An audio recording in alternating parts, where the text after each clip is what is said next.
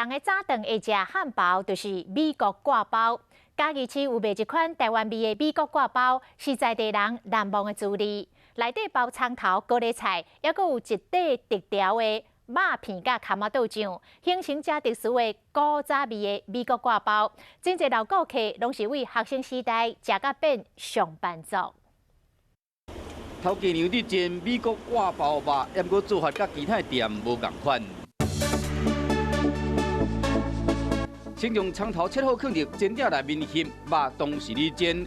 另外一边拍嘛煎甲芳酥，再佫将这用好的葱头、高丽菜甲美国挂包肉一层一层甲拍起哩。果然感觉蜜酱甲胡椒粉，人客一个铁着，赶紧想要甲食看卖，到底食起来滋味安怎？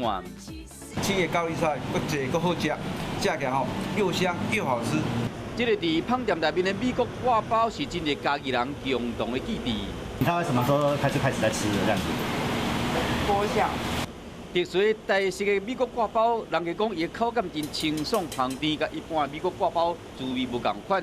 食过就真怀念。日本资深的媒体人也都讲写这本册内面都用因的相片。有记者去访问他说，要帮他，就是我这个做一个传记式的那个报道。